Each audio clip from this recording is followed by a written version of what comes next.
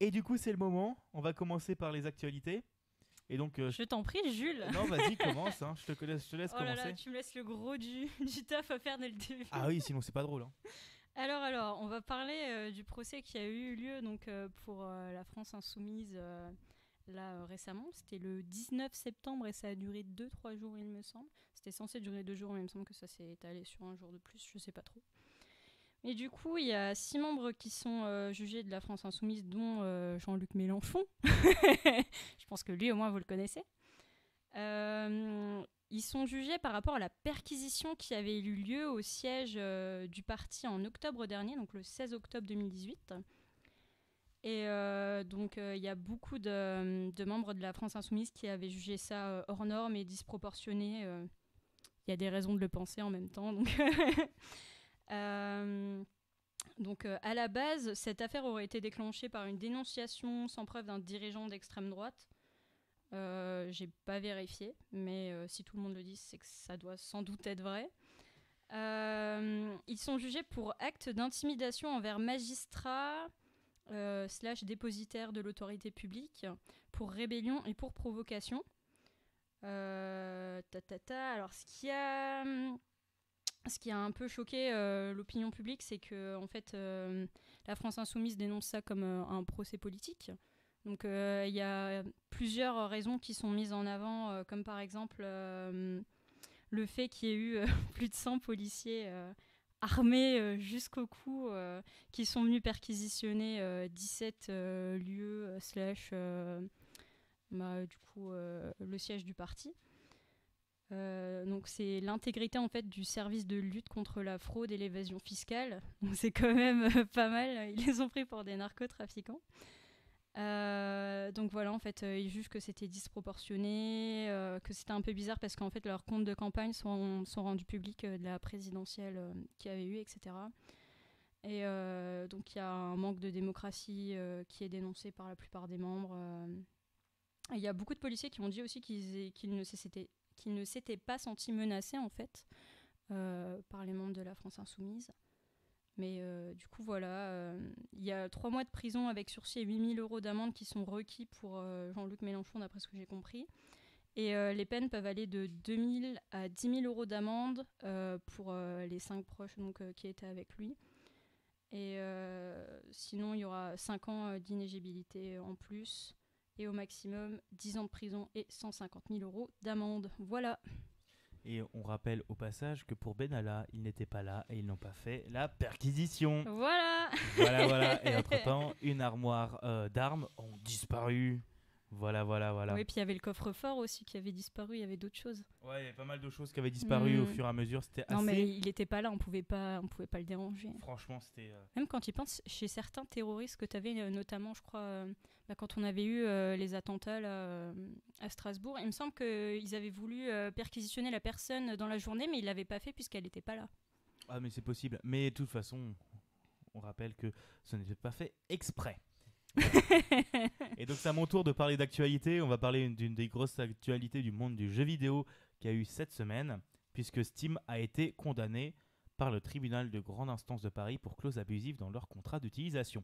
Alors pour ceux qui ne le savent pas, les clauses abusives, on a vu ça en droit aujourd'hui. Ceux qui ne savent pas, les clauses abusives, c'est en gros, tu fais ouais, mais en fait, si tu joues à mon jeu, tu me dois 10 000 balles. Donc ça, c'est une clause abusive. Enfin, non, même pas. Mais j'ai pas d'exemple. Des clauses abusives, par exemple, on avait vu quand tu vas sur des sites et que dans les trucs d'utilisation, comment ça s'appelle ? Les conditions générales d'utilisation. Voilà, dans les conditions générales d'utilisation, il y a par exemple écrit oui, je suis prêt à donner toutes mes données sans demander mon reste, etc. Je sais pas ce que tu avais comme exemple, mais souvent c'était des trucs comme ça en fait. On prenait des informations en trop. Oui. Ou sans ton consentement. Ouais, des choses comme ça. Et donc en gros, ils ont été condamnés après une mise en... Enfin, une plainte de UFC Que Choisir, du coup, à propos de ces histoires de clauses abusives. Et Steam va maintenant devoir laisser les gens vendre le contenu de leur compte Steam. Donc avant, quand Steam, tu vendais ton compte, tu te faisais bannir. Voilà, c'est très rigolo. Alors que maintenant, ils n'auront plus le droit de te bannir parce que tu as le droit de revendre tes jeux. Et tout ça, c'est fait en parallèle avec la revente des jeux physiques, puisque le marché de l'occasion, pour les jeux physiques, pour les CD, les DVD et à peu près tout ce qui est en physique, on a le droit de les revendre. Et c'est je ne sais plus quelle clause de la loi de je ne sais plus combien. Mais en gros, à partir du moment où le support a été vendu, l'ayant droit ne peut plus s'opposer à la revente de son œuvre, mais genre juste au support, puisque comme nous le dit si bien notre prof de droit, en gros, quand tu Petite dédicace à elle. Petite dédicace. En gros, quand tu vends ton support, tu t'en dessaisis, tu peux plus l'utiliser, et c'est quelque chose en gros, tu le revends. Oui, en gros, on a tout simplement le droit de faire de la revente de jeux. En tant que consommateur, c'est un de nos droits. Oui, c'est sûr. Ensuite, le porte-monnaie Steam a été considéré comme une monnaie virtuelle. Donc maintenant, le porte-monnaie Steam doit pouvoir être transféré sur un compte en banque, puisque avant, tu ne pouvais pas, en gros, quand tu avais de la thune sur ton porte-monnaie Steam, tu le gardais sur ton porte-monnaie Steam. Et même quand tu vendais des cartes sur Steam, tu le gardais sur ton compte porte-monnaie Steam. Maintenant, c'est une monnaie virtuelle, donc tu dois pouvoir le transférer sur ton compte en banque. Et ils ont aussi rendu caduque le fait que Steam vende des abonnements à durée illimitée, parce qu'en gros, ce que vous achetez sur Steam, c'est un abonnement à durée illimitée sur lequel vous pouvez jouer à les jeux. Et en fait, ils ont dit, non, tu peux pas vendre un abonnement à durée illimitée, c'est de la vente. Et donc, qui rend ça aussi beaucoup plus simple. Mais, et en gros... Vers le micro. Oui, je bouffe le micro. Et donc, en gros, Steam a fait appel. Parce que de toute façon... Quoi ? Alors, la décision peut être repoussée de 3 à 6 ans si on fait appel ? Bon, on fait appel. Voilà, donc ils ont fait appel. Toujours faire appel. Donc, c'est possible que la condamnation soit reportée dans 6 ans. Voilà. Et entre-temps, rien ne va changer. Mais on en rediscutera de tout ça avec Thomas plus tard dans l'interview, puisque ça fait partie des questions que je lui avais posées. Ensuite, maintenant, c'est l'heure de EDF et du nucléaire, Luigi. Je t'ai plus concentré sur Google du coup. Bon bah tant pis, alors c'est le moment de Parcoursup. Donc Yvan. Ils sont super prêts. Bah oui, putain, mais Wow. c'est formidable. Bon, alors c'est le moment du nouveau ordinateur quantique de Luigi, de Google, avec Luigi. Voilà. Donc un petit sujet. Il a créé son petit ordi quantique le tue. Non. Il l'a foutu dans son garage. J'aimerais bien, mais j'ai pas l'électricité pour. Oh putain, ouais, tu m'étonnes. Donc, ce qui s'est passé assez récemment dans tout ce qui est au domaine de l'informatique quantique, c'est que Google a atteint ce qu'on pourrait qualifier de suprématie quantique si on s'en tient à leurs propos. C'est-à-dire qu'ils ont réussi à faire un ordinateur quantique de plus de 50 qubits. Donc un qubit, c'est un bit quantique. Si vous voulez plus d'informations, il y a pas mal de vidéos sur YouTube qui vont être assez intéressantes là-dessus. Et de plus, cet ordinateur de plus de 50 qubits est relativement fiable. Très fiable même. Et il a réussi à faire un calcul assez spécifique, que j'explique un petit peu plus tard, en 3 minutes 20, alors que avec l'ordinateur, le supercalculateur le plus puissant actuel d'IBM, qui est le Summit, ça aurait pris plus de 10 000 ans. Alors ce calcul, c'était un calcul qui avait pour but de prouver qu'une suite générée aléatoirement par l'ordinateur était vraiment aléatoire. Je ne connais pas plus de choses de cet algorithme qui a été lancé dessus, mais c'est quand même relativement impressionnant. Voilà, donc ça peut promettre beaucoup pour le futur au niveau des calculs et promettre aussi beaucoup au niveau des hachages de mots de passe. Et on me dit juste dans le chat que le son est très faible. Et je vois ça sur Audacity, donc monte le son. D'accord. D'un peu de tout le monde. Ouais, vraiment. Okay. Genre le son de tout le monde. Le son on global, est en minimum, tu vois. Le son global d'Audacity est tout bas. Mais maintenant, ça devrait aller. D'accord. Donc maintenant, c'est au tour de Émilie et de la Marche pour le climat. Oula, déjà. Ah oui, maintenant. Attends, je get ready.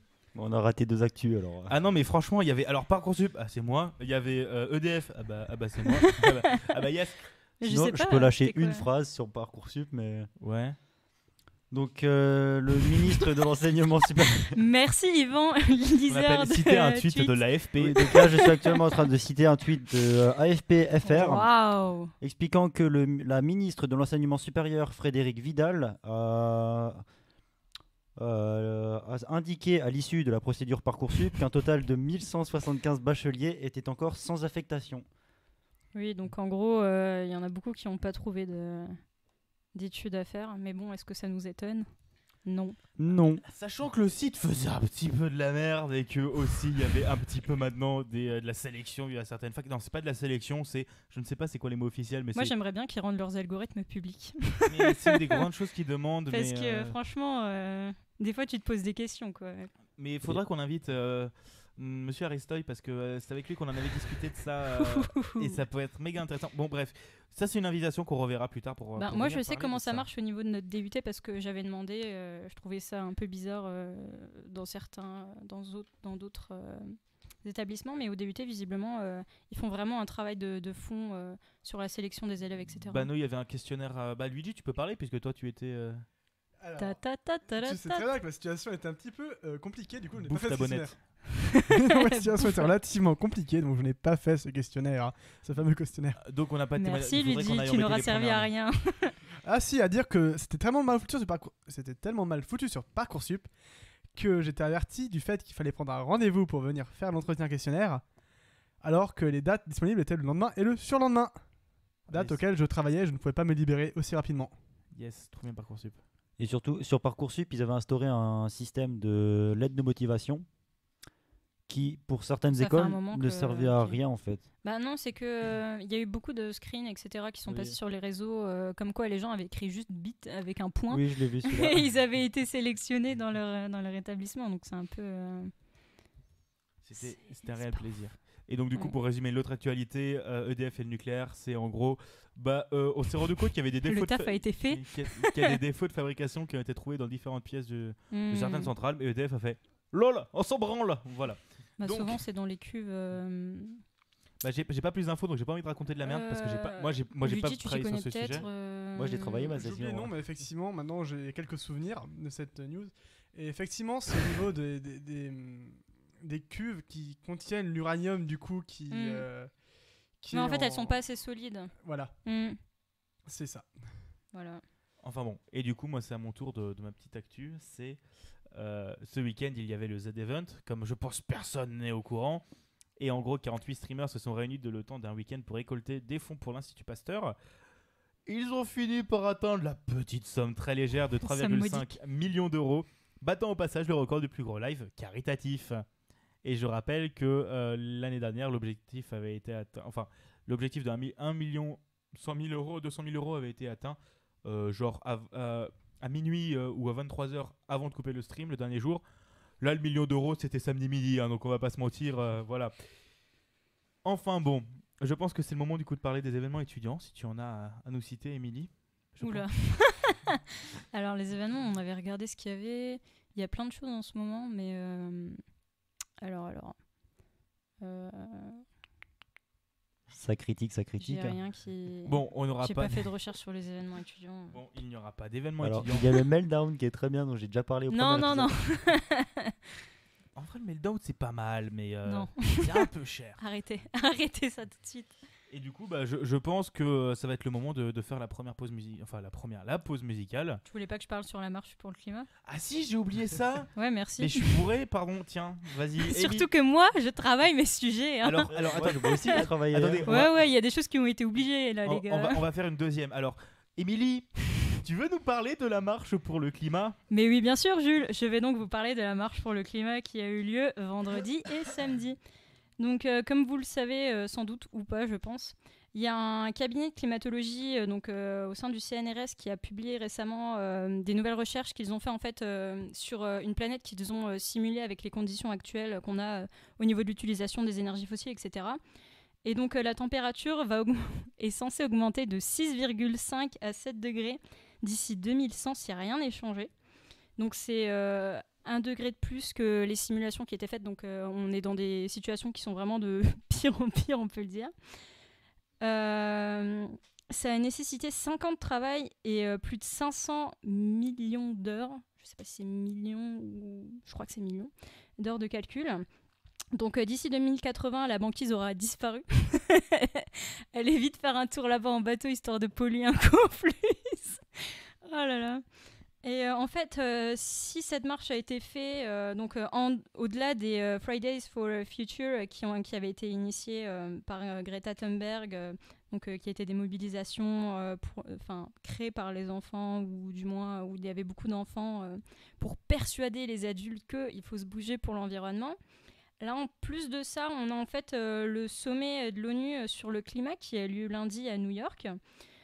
Et donc, cette marche, elle a eu lieu dans plus de 150 pays dans plus de 2000 villes. Il y a eu plusieurs milliers de personnes à New York. Il y a eu, avec Greta Thunberg, donc, qui était à New York, si je ne me trompe pas. Et à Paris, on avait à peu près... alors, certains médias disent qu'il y avait 9500 personnes qui ont manifesté. J'ai eu d'autres chiffres, j'ai eu plus de 10 000 personnes et j'ai eu 15 000 personnes aussi. Donc, comme d'habitude, on peut jamais savoir quels sont les chiffres exacts. Mais donc, par exemple, la marche a eu lieu à Sydney, en Australie, à Port Vila, au Vanuatu, je ne connaissais pas comme pays, à Tokyo, à Séoul, à Bangkok, etc., etc. Et donc, il y avait des jeunes qui étaient super mignons, qui, par exemple, disaient mais pourquoi aller à l'école si la planète disparaît? Ah bah c'est pas faux, en vrai c'est pas faux, qu'est-ce que je voulais que je vous pour en dise? trouver une nouvelle, mon petit. Ouais, Yes, qu'on va les polluer encore plus. Ouais. Ça me rappelle beaucoup un jeu vidéo appelé Factorio. C'est pas faux, ça s'appelle Satisfactory aussi, mais là n'est pas la question. Mais du coup, durant ces manifestations qui étaient pacifiques, on le rappelle, il y a eu plus de 395 personnes qui ont été verbalisées, par exemple, juste sur Paris. Et à Paris, 1 heure après le début du défilé, il y a Greenpeace qui a appelé à quitter le défilé à cause des Black Blocs. Et donc on avait, comme d'habitude, balles de défense, gaz lacrymogène, scooters brûlés, banques vandalisées, etc., etc. Bah la classique. Hein. Je crois me rappeler qu'aussi une observatrice de la Ligue des droits de l'homme a été arrêtée. Ouais, j'ai des infos là-dessus. Ouais, non, c'était pas la marche sur le climat, c'était peut-être pendant l'acte 45 ou 44. Ouais, c'était durant l'acte des Gilets jaunes, mais en même temps, enfin, c'était à la même période, entre guillemets, que les marches pour le climat. Par exemple, à Strasbourg, je crois que notre marche pour le climat avait eu lieu le samedi à partir de 13h et le vendredi un peu plus tôt, il me semble. Effectivement. Ouais. Ils étaient place Kléber. Mais du coup, là, par exemple, pour notre observatrice de la Ligue des droits de l'homme, elle a été arrêtée et placée en garde à vue parce qu'elle refusait d'abandonner son équipement. Donc, c'est un peu bizarre de demander de retirer l'équipement des médics ou alors d'une observatrice, quoi, ou même des journalistes. J'ai toujours trouvé ça bizarre. Mais du coup, là, ce qu'on lui reproche, c'est de la rébellion, participation à une manifestation avec le visage dissimulé. Elle avait le visage à moitié dissimulé, mais c'était pas non plus, c'était pas la mort. Refus de se soumettre aussi au prélèvement ADN. Donc, elle passera en procès le 12 décembre. Et visiblement, elle a été traitée de connasse par un policier cagoulé. Et il y aura une audience pour ça déjà le 1er octobre. Donc, elle avait soi-disant participé à une entrave de la circulation lors de l'acte 21 des Gilets jaunes, parce qu'il bloquait l'autoroute près de Montpellier. Mais alors, pour vous donner un petit nom, il y avait 3000 manifestants et ils ont réussi à la prendre, elle, pour la faire passer en procès. Donc, c'est plutôt inquiétant. Et donc, on avait la Ligue des droits de l'homme qui disait, à propos de Camille Alu, qu'en poursuivant Camille Alu parmi 3000 manifestants pour une violation du code de la route, le parquet, qui n'ignorait rien du rôle de celle-ci, a-t-il l'intention d'interdire l'observation des actions de la police et de la gendarmerie en détournant la loi de son objet? Voilà. Alors rappelons-le que la Ligue des droits de l'homme protège les droits de l'homme. Voilà, youpi. Et du coup, c'est bon maintenant, je peux la faire ma pause musicale? Attends, j'ai un truc trop drôle à dire. Alors, il y a un truc qu'on a lu entre midi qui était très très fun. C'est qu'aux États-Unis, il y a 2246 fœtus qui ont été retrouvés au domicile d'un médecin. Non, stop, aborte, c'est horrible. Et donc, le mec, en fait, pendant l'avortement des femmes qu'il faisait de 2000 à 2002 dans 3 cliniques de South Bend en Indiana, il avait récupéré les fœtus de toutes les femmes, il les avait mis dans des sachets donc avec du liquide de préservation, etc. Et en fait, ils n'ont pas trouvé ça de son vivant, le mec est mort. Et en allant à son domicile pour voir s'il était encore en vie ou je sais plus, pour récupérer le corps, ils ont vu qu'il y avait des fœtus un peu partout et ils se sont inquiétés. Voilà, vous comprenez pourquoi j'ai dit aborte. Policiers. On dirait un lieu de jeu d'horreur, bon Dieu. Ouais, non mais moi, franchement, j'ai lu fœtus mort, ensuite j'ai lu 2246. Je me suis dit non. C'était pour le repas de fin d'année. Ouais, génial. Alors, je sais pas ce qui est le mieux, c'est d'avoir mangé avant ou de déjà avoir mangé. Les deux donnent la gerbe dans tous les cas. Et au final, les deux veulent exactement dire la même chose, mais c'est Ouais. complètement foiré. Alors, je tiens à rapporter une blague du chat que je trouve assez Ouh là là là là. cocasse. Et je cite l'auteur, Puff Magic Fingers vous cite « Tu veux qu'elle avorte sa news ? Vraiment ?» Qu'est-ce qu'on rigole.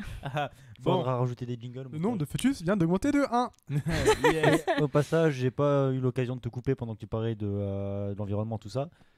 T'avais dit que la banquise disparaîtrait d'ici 2080. Ouais, 2080, ouais. En fait, moi j'avais vu certaines sources disant que c'était seulement l'été en fait. Oui, c'est à partir de l'été 2080, ouais. Mais genre non, genre que ça disparaîtrait que l'été chaque année. À partir de 2080. Genre qu'en hiver ça reviendra un peu quoi. Bah, une fois C'est pas qu'elle a sûr du tout, disparu, mais- Yvan, c'est chaud de refaire en sorte que tu aies des Bah, gros blocs de glace dans l'eau. Ça reste la glace c'est avec de l'eau, hein. Il suffit Oui. qu'il fasse suffisamment Oui, froid. mais et ça tu précision. sais, genre le conglomérat de... Oui, et surtout que l'océan est un peu salé. Et que c'est de la Ouais. glace douce. Et du coup, pour que ça Mm. gèle et que ça puisse recevoir cette Paris, il faut que ça gèle beaucoup plus que ce qu'il faut. Sardoche